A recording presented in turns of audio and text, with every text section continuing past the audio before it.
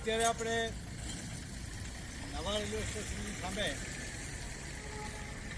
રહેણાંક વિસ્તારની બહાર અને જાહેર માર્ગ ઉપર જ્યાં દેશ વિદેશથી પ્રવાસીઓ આવે છે રણોત્સવ માટે અને સહેલાણીઓ અલગ અલગ જગ્યાએ કચ્છના ધાર્મિક સ્થાનો પર આવે છે તે બધા ટ્રેનમાં આવે છે અને એ બધા પ્રવાસીઓ ઉપર ભુજ નગરપાલિકાના સ્વચ્છ ભારતની જે છબી છે તે આપણે અત્યારે જોઈ શકીએ છીએ. લોકોનું કહેવું છે કે આ બાજુ ક્યારેય સફાઈ થતી નથી અને ખરેખર આપણે અત્યારે જોઈએ છીએ તો પ્રસિદ્ધિ થાય છે કે ભુજ નગરપાલિકાનો આ ડબ્બો ચારે કોરથી તૂટેલો અને એમાં કચરાના ગંજ ફટકાયેલા છે.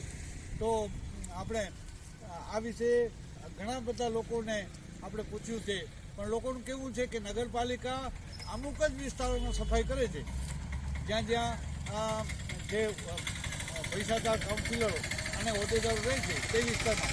પણ આ પછાત વિસ્તાર છે તે વાત સાચી, પણ અમે એની સાઈડમાં જે હોટલ દેવરાજ ધ પેલેસ એક એવું જે પોઝ એરિયા ગણાય તેવું રેલવેની પણ 2-3 હોટલો આવેલી છે અને આ વિસ્તાર કોલોની વિસ્તાર છે જ્યાં રેલવેના ઉચ્ચ અધિકારીઓ અને સારા સારા વ્યક્તિઓનું રહેણાંક વિસ્તાર છે. પણ નગરપાલિકાની આ જે કામગીરી આપણે જોઈએ છીએ તો અત્યારે આપણને પ્રતીતિ થાય કે ખરેખર નગરપાલિકા વાલા દવલા નીતિ અપનાવે છે અને લોકો સદંતર લોકો એવા આક્ષેપો કરે છે જે આપણે લોકોને મળ્યા પછી જાણ્યું છે. તો આ નગરપાલિકાને સાદર અર્પણ. આ રેલવેવાળો રોડ અવારનવાર પાણી ભરાય છે, એ તો હજી આગળ પાણી ભરાયેલા જ છે અને ઘણીવાર એવું થાય છે કે અમે રિપેર કરી દીધું અને રોડ બની ગયો, પણ અત્યારે જે પરિસ્થિતિ છે તે આપની સમક્ષ છે.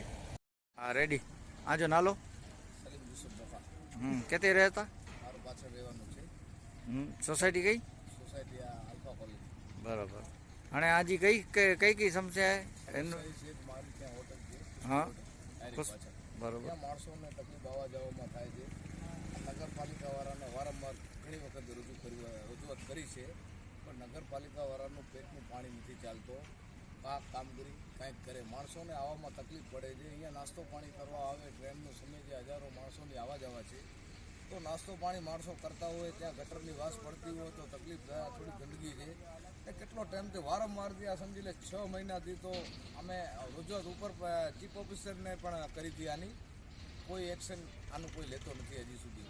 આ તમે જોઈ શકો છો કે શું તકલીફ છે. માણસો કેમ ગાડી કાઢે, કેમ આમાં માણસો આવે પડી જાય, છોકરા નાના હોય ભેગા બાઇકોથી એ પડી જાય. એટલે નગરપાલિકાવાળાનો મારો કહેવાનો મતલબ એ છે કે લોકોને થોડોક પેટનું પાણી ખાલવો જોઈએ.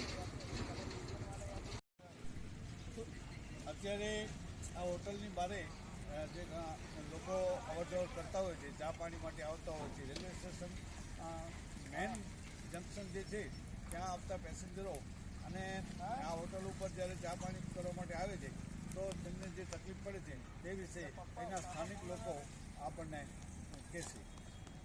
હોટલે બાજુમાં ગટરની વાત આવશે, ચાય પીવા માટે વાત આવશે. ગટરનો કંઈ નિકાલ કરતો નથી સરકાર. એના માટે કોઈ એક્શન લો તો સારું. કંઈ ગટર તો બહુ આપી ભારત. આ કેટલા ટાઈમથી આ બધું હોય છે? રામ ટાઈમ થઈ ગયો ભાઈ. હા, રામ ટાઈમ થઈ ગયો. અંદાજે કેટલા વર્ષથી? 2-2.5 વર્ષ થઈ ગયો. અને તમે શું કહેવા માંગો છો એના વિશે નગરપાલિકાને? નગરપાલિકામાં એટલું રોડનું કામ કરો, ખંડાનું કામ કરો, કાંઈ તો કરવું કરે ને. સાદી વાતાવરણ પર જાય છે તો જીત જાય. નગરપાલિકાનો છેલ્લે ક્યારે આવે ખ્યાલ છે તમને સાફ કરવા માટે?